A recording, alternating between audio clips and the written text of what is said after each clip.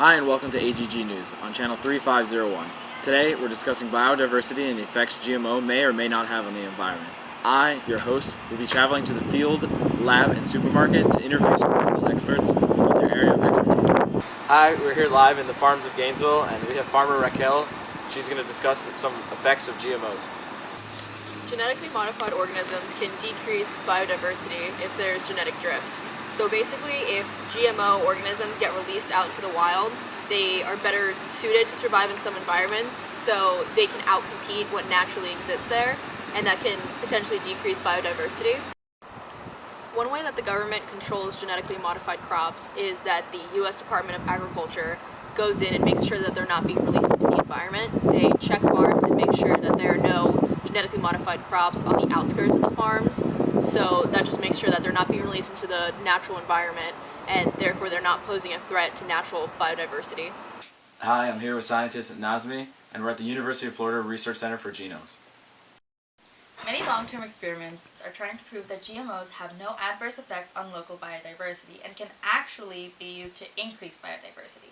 Many long-term experiments trying to prove the effects of GMOs on biodiversity actually shows that the GMOs have no adverse effects on local biodiversity. Changing the genetics of a species can provide for more biodiversity as long as we don't use just one enhanced genome, and continuously change genomes to have variety in species. Hey again, we're here with Kate, who's the manager at the Subway on campus at the University of Florida. A genetically modified organism, or GMO, is an organism whose genome has been changed in some way, either having a gene removed or added to the DNA sequence.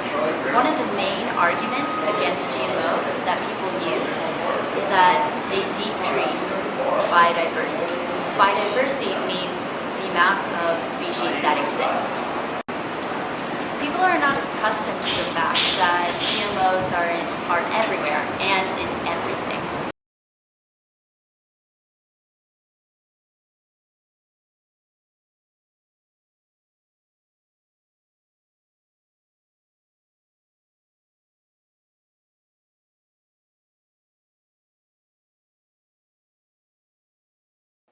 Conservationists estimate that 100 to 1,000 species per million are currently wiped out annually.